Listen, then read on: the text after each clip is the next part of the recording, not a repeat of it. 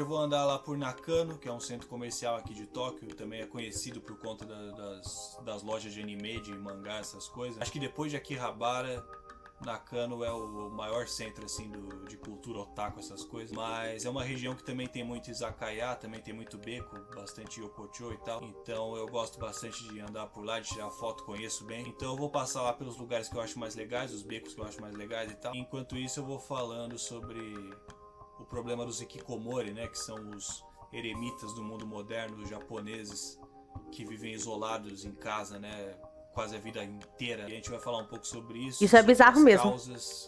É engraçado que isso é tão presente na cultura mesmo, assim, e isso é retratado em filmes japoneses, animes, séries. A gente consegue ver que isso é tratado como normal, né? Porque para eles é mesmo normal. Só que a gente do Ocidente, isso é muito estranho, você pensar que uma pessoa vive a vida inteira sozinha e às vezes essas pessoas elas moram, tipo, a casa inteira delas é o tamanho do meu quarto aqui. É mó doideira. Qual mangá? Pois é, isso é muito bizarro. Isso. Não é que é bizarro, né? Mas é a cultura, é cultural, mas é triste, né? Tipo, você pensar um pouco sobre isso, assim. Uma coisa é você opcionalmente querer estar sozinho, querer viver sozinho. Outra coisa é você estar numa cultura, numa sociedade e acaba que as coisas vão caminhando para isso não porque você quer, mas porque, tipo, acontece, né? Sei lá, uma doideira. E as consequências desse problema aqui no Japão.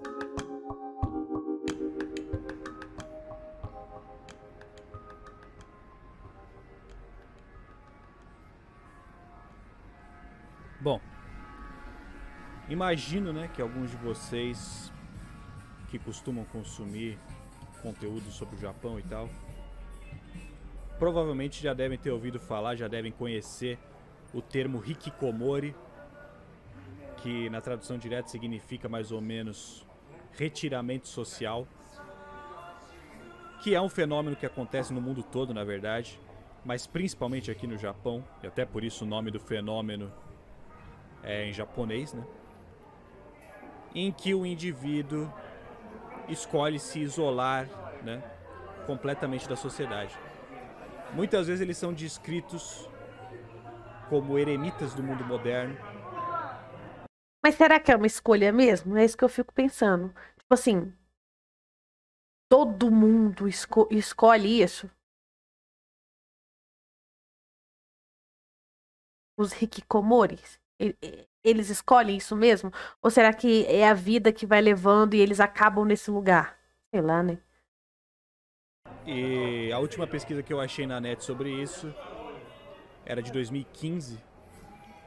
Estimava que existiam cerca de 541 mil jovens entre 15 e 39 anos Nossa, vivendo nessa 15? condição, vivendo como hikikomori aqui no Japão. Nossa, muito novinho. E eu achei uma outra pesquisa de 2019, mais recente, só que essa pesquisa era feita com pessoas mais velhas, entre 40 e 64 anos, e estimava que 613 mil pessoas nessa faixa de idade passaram a ser também consideradas como hikikomori, né? Porque antes essa coisa de hikikomori era sempre muito atrelada aos mais jovens, mas agora parece que passaram a considerar também algumas pessoas mais velhas com esse comportamento também passaram a ser consideradas hikikomori.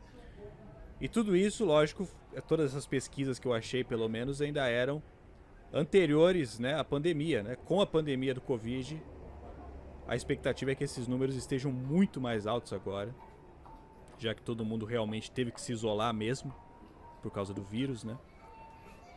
Então é óbvio, dá pra dizer que é óbvio que esses números aumentaram drasticamente, que muita gente que se isolou por causa do vírus acabou nunca voltando à vida normal, à vida social.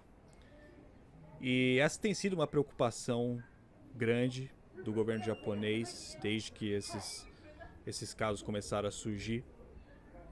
Uma preocupação em como lidar, né, com essas pessoas, porque não só acaba se tornando um problema de saúde pública, como também afeta outras áreas da sociedade, né, economia e tudo mais. Até porque é um número muito grande de pessoas que está deixando de estudar, está deixando de trabalhar para viver isolado em casa. E o governo sente essa dificuldade muito grande de chegar até essas pessoas, né? Porque elas não saem de casa justamente, elas não procuram ajuda. Então é um caso muito difícil de se resolver. Na maior parte dos casos, os hikikomori, que a gente falou, eles são jovens, né? Antes eles eram só considerados... todos os hikikomori eram considerados jovens, agora só começaram a incluir os mais velhos nessa lista também. E eles moram com os pais, geralmente, né? E eles se trancam nos quartos e o único contato que eles têm com outra pessoa é quando alguém vai levar online comida pra eles no quarto, no caso. Ah. Então, assim, qualquer pessoa, né? Qualquer pessoa que simplesmente deixe de praticar qualquer atividade social que seja, né? Trabalho, escola, faculdade, né? Qualquer pessoa que abandona a vida social e passe a viver majoritariamente dentro de casa por pelo menos 6 meses, já entra ali na estatística, já é categorizado como um hikikomori. Aqui no Japão, pelo menos, é assim que eles usam os dados, né, para classificar a pessoa como hikikomori ou não. A porcentagem de homens e mulheres é bem parecida e tal. E as causas, né, que levam a isso, aí tem diversas teorias. Apesar de ser um problema relativamente recente, né, começou a se notar ali os primeiros hikikomori em meados dos anos 2000, mas já tem diversos estudos que tentam entender esse fenômeno, principalmente aqui no Japão, porque é onde tem a maior incidência, né? E os psiquiatras costumam dizer assim que aparentemente esse fenômeno hikikomori, ele não provém necessariamente de algum problema psicológico que a pessoa já tenha, né? Lógico que o hikikomori, o fenômeno em si, ele já pode ser considerado, claro, um problema psicológico, mas ele não provém de outro problema psicológico, né? Não é só pessoa... É engraçado pensar nisso, vindo do Japão, né? Porque ele tá aí andando em Tóquio, né? Que é capital e tal. E a gente vê as ruas, tipo, muito lotadas. Tipo assim, tem muita gente andando na rua. Muita gente. Tipo assim, igual agora, né? Tinha uma moça rindo, sei lá, num bar, não sei. E as ruas estão lotadas, as pessoas estão indo e vindo. E o assunto do vídeo são pessoas que vivem sozinhas, que elas não saem de casa e... É isso, elas escolheram, que eu não acho que é bem uma escolha, não viver mais em sociedade. E é engraçado o contraste que dá, né? De estar caminhando ali numa das maiores capitais do mundo, cheio de gente, pau quebrando, e o assunto do vídeo é esse: pessoas que ficam sozinhas em casa para sempre. Pessoas problemáticas que acabam se submetendo a isso, até porque é uma quantidade muito grande de pessoas. Então geralmente os estudos acabam apontando que a principal causa que leva os japoneses ao isolamento social, né, ao hikikomori, é a sociedade mesmo, é a forma com a qual a sociedade japonesa é construída, que acaba realmente levando os japoneses a optarem pelo isolamento. E a gente sempre fala, né? Aqui nos meus vídeos mesmo a gente sempre fala, é muito sabido por todo mundo, o quanto a sociedade japonesa é exigente com os japoneses, claro, em tudo, né? Desde as escolas, as universidades, as empresas, sempre existe uma cobrança muito grande, uma expectativa muito grande, né, em relação a resultados, para que se mantenha ali, para que se perpetue o status quo, né, de sociedade avançada que o Japão tem. E por isso, a princípio, né, a maior parte dos hikikomori são justamente jovens, adolescentes ou jovens adultos ali entrando na faculdade ou entrando no mercado de trabalho. que justamente por não suportarem a pressão social em cima deles, optam por se retirar da sociedade completamente, né? E tudo isso começa de muito cedo, né? O sistema de ensino aqui no Japão, apesar de ser muito eficiente, a gente sempre sabe, todo mundo sempre fala o quão eficiente é o sistema de educação aqui no Japão. Os japoneses são sempre muito qualificados, né? Mas ele é também, o sistema de ensino é muito focado na competição aqui no Japão, né? Ele estimula a competição entre os estudantes, entre os jovens, justamente para provocar meio que um sentimento de vergonha caso você não consiga cumprir. Não, tem aquele rolê, né? A gente até vê isso muito em anime, assim, também. É que você precisa passar, você precisa ser o primeiro, tipo assim, não é nem o segundo, é o primeiro. E se você não for, sua vida acabou. Já era pra você, deu ruim, adeus, já era, deu ruim, acabou. Porque, tipo, a esperança é que eles passem, sejam contratados, estudem nas melhores universidades, que eles consigam empregos nas principais empresas. E se isso não acontecer, acabou pra você. Você vai ter que, sei lá, aderir ao ofício da família. Então, tipo assim, não é o que eles querem. Tipo, se meu pai é vendedor, eu não quero ser vendedor. Eu quero ser CEO da empresa X. E isso dá um. Cara, isso deve ser muito estressante. Você tá na sala de aula, aquelas pessoas são seus amigos, mas ao mesmo tempo elas são seus inimigos, porque você tem que ser melhor do que elas. E isso deve mexer. A gente aqui no Brasil, acho que a gente não consegue entender isso. Porque isso não acontece. A gente tem o Enem, mas, tipo assim, a gente pode fazer o Enem 10 vezes se quiser. Lá não é assim que funciona. A prova é uma vez só e acabou. Você não pode fazer a prova de novo. E isso deve mexer muito com a cabeça. E você ainda é uma criança, né? Um adolescente. Você tá formando um pensamento à sua vida ainda. Então eu acho que isso, socialmente falando, deve ser bem, bem complicado.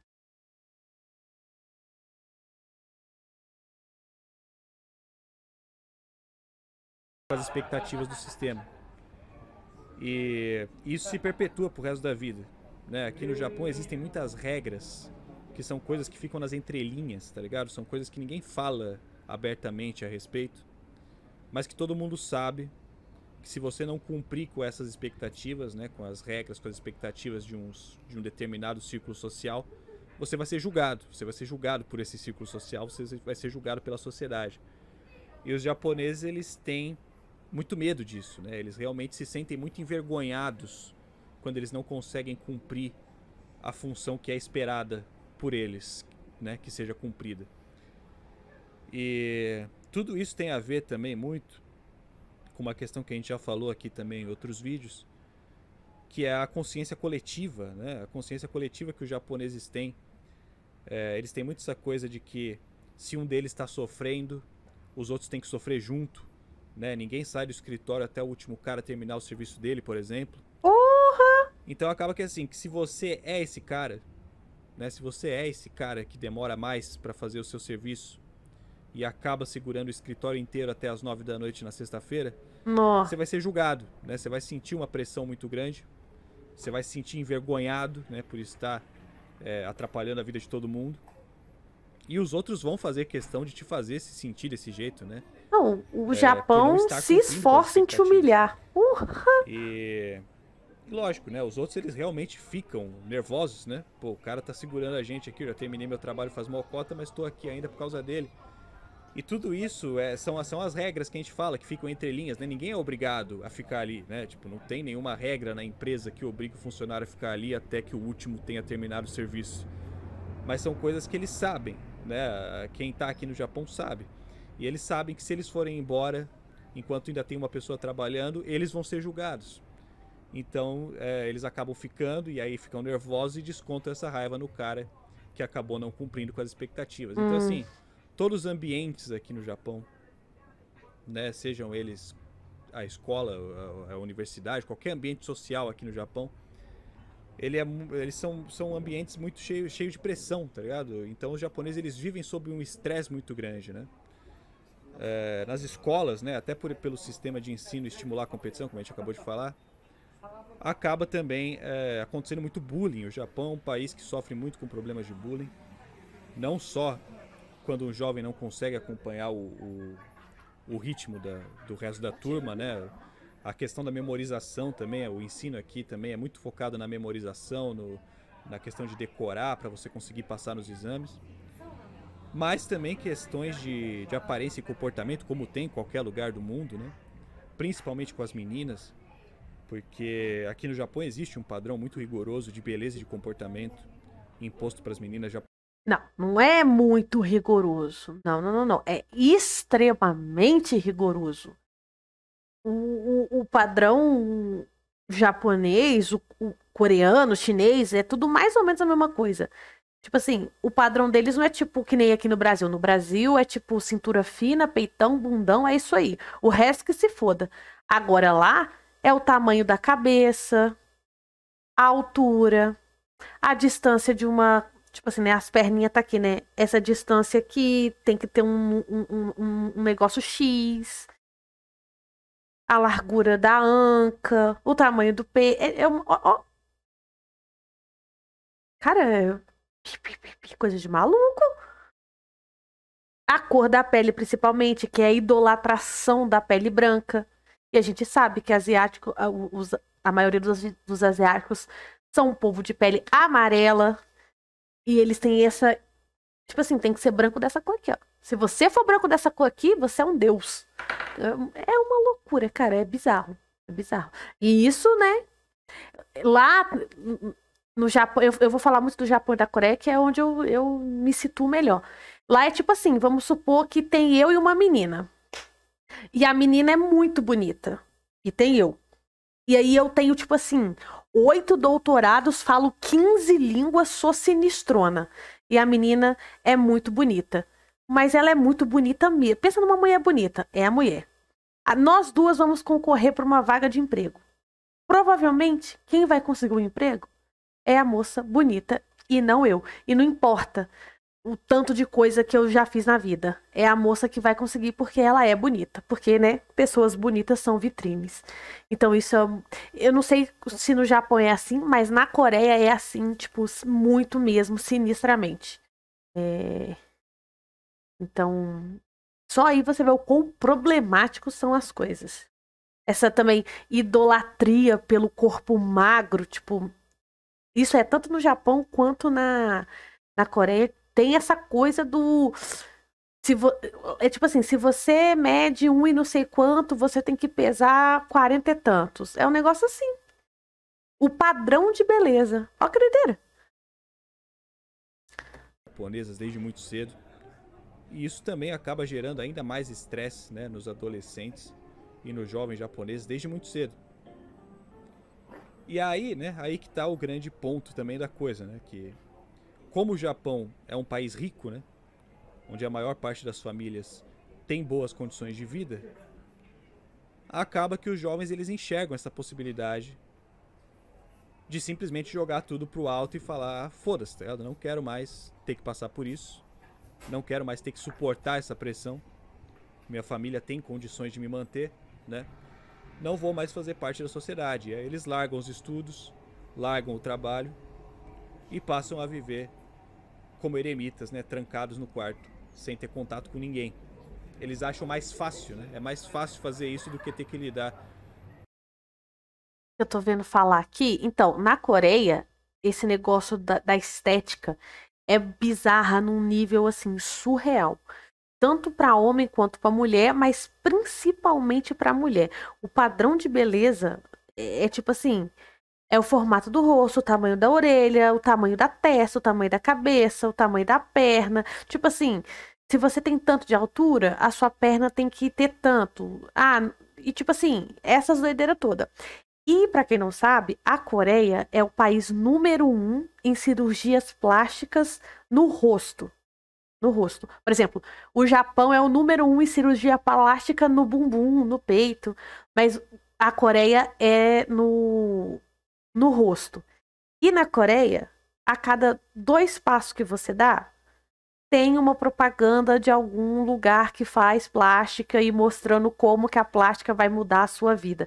Tanto que lá tem um negócio que é muito famoso, que é a V-Line, né? Que é o que, tipo assim, são duas cirurgias muito famosas na Coreia. Uma é a V-Line e a segunda é a da pálpebra, né? Que, tipo, a gente tem essa dobrinha da pálpebra aqui, né?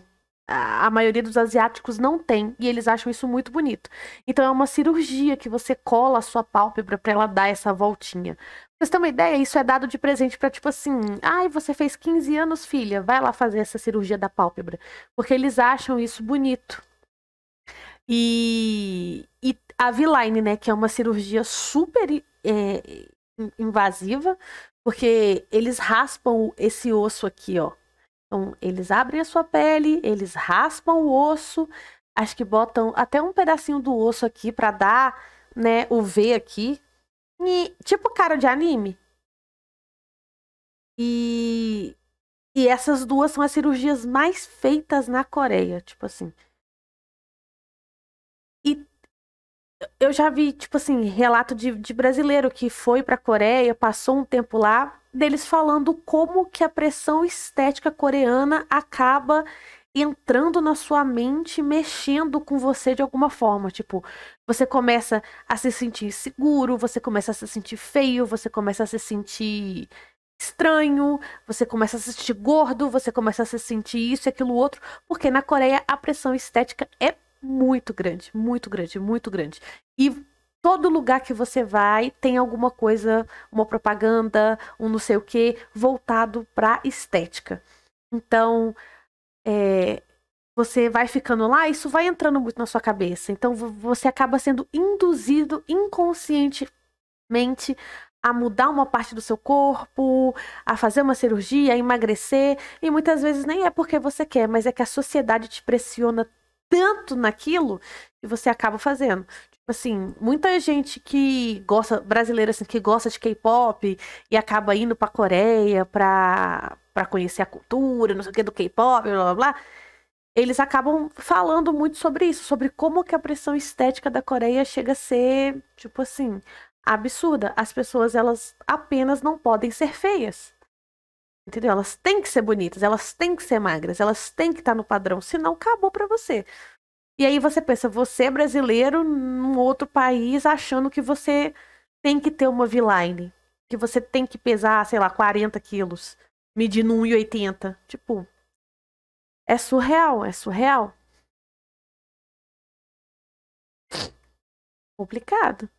Fora também que lá tem essa coisa louca com a pele branca. É... E eles têm um jeitinho, e até brasileiro mesmo, tô contando assim como que funciona. Por exemplo, você acordou e não passou maquiagem. E aí você tá, sei lá, num café. Aí passa uma senhora que você nunca viu na sua vida. Ela olha na sua cara e fala: Não, mas você tá feia hoje. É tipo assim, é uma parada muito doida. Muito doida. Não sei se é verdade. Isso aí é relato de quem já foi pra lá. Eu nunca fui pra lá. Eu nunca nem saí do Brasil. Quem dirá é pra Coreia. Não é mesmo? Mas aí é isso. Mas é uma parada muito bizarra. E, por exemplo, lá é o número um em produtos de beleza, né? Lá tem muita coisa pra skincare, isso, aquilo, outro, blá, blá. E tem maquiagem. Você, tipo assim, o tom mais escuro de maquiagem que você, de base, por exemplo, que você vai achar lá, provavelmente é da minha cor. O mais escuro. É tipo assim, eles têm uns produtos que, por exemplo, não sei se vocês já viram no Instagram, TikTok, sei lá, que tipo, é um spray que você passa e você fica, tipo, super branco. Então, tipo, a pessoa faz uma maquiagem sinistrona e aí joga o treco no pescoço, no braço, esfrega assim e a pessoa tá branca. Tipo assim, branca dessa cor aqui, ó. Por quê? Tudo, é cultural e não sei o que, blá blá blá. Isso aí tá mudando, mas assim, a passos bem lentos. Bem lentos, bem lentos, bem lentos. Isso é complicado, isso é complicado, isso é complicadíssimo. E aí tem essa coisa do K-pop, né? Que mexe ainda mais, porque você. Eu falo, não a gente aqui, que a gente tem acesso a várias outras coisas, mas principalmente lá, que o K-pop, né, é o pop coreano. Então pensa, o tempo inteiro você assistindo dorama, comercial de TV, show, programas, músicas, e é o tempo inteiro você vendo essas pessoas ditas como perfeitas. Ai, sei lá, cara. Diversidade, não temos. Com as responsabilidades, com a pressão de uma sociedade tão exigente quanto a japonesa. E alguns estudos apontam também, né, que com o avanço da tecnologia, a internet e tudo mais, vai se tornando cada vez mais fácil dos jovens tomarem essa decisão. Porque com a internet, né, mesmo estando isolado, a gente ainda tem essa sensação. Sensação não, né? A gente realmente ainda consegue estar conectado com o mundo, mesmo do nosso quarto, né, mesmo isolado. Então assim, né, que nem eu falei, esse fenômeno, né, dos hikikomori começou a acontecer por volta dos anos 2000, afetando principalmente os jovens da época. Então aqui no Japão existe uma preocupação muito grande, que é o que eles chamam de o problema de 2030, né, o The 2030 Problem, né, que eles falam em inglês. 2030? Que é justamente... Tá chegando. Porque muitas dessas pessoas passaram a vida toda isoladas, né? Elas não têm nenhuma experiência profissional. Alguns deles nem terminaram os estudos, alguns deles nem terminaram a escola, né? E como eles estão isolados há muito tempo, eles não têm nenhuma habilidade social, né? Eles não sabem mais lidar com a vida em sociedade. E por volta de 2030, os pais deles vão começar a morrer, né? Estão ficando velhos. E aí? Então existe uma preocupação muito grande em como reintegrar esses hikikomori, ainda mais numa sociedade que é tão exigente, né, como a japonesa, uma sociedade que é tão exigente que fez eles se isolarem, como que a gente vai, né, reintegrá-los agora, no momento em que eles estão tão despreparados, né? Não, e olha pra você ver que bizarro. É a própria sociedade que acaba te colocando nessa situação de isolamento, e é a mesma sociedade que te colocou nisso que tem que tirar você disso também. Que doideira. Agora sim, ao mesmo tempo, que nem eu falei lá no começo, né, o número de pessoas mais velhas sendo classificadas como hikikomori também vem aumentando muito, né, principalmente Eu nem sabia que tinha um documentário. Um documentário sobre isso. Coitado morto. Então, tem uma parada bizarra no Japão. Isso realmente é real. De tipo, a pessoa vive tão isolada, tão sozinha, que ninguém sabe o que tá acontecendo. E essas pessoas acabam morrendo. Principalmente idosos. Esses idosos que a família acaba abandonando assim. Então, tipo assim, tem inúmeros casos de tipo assim.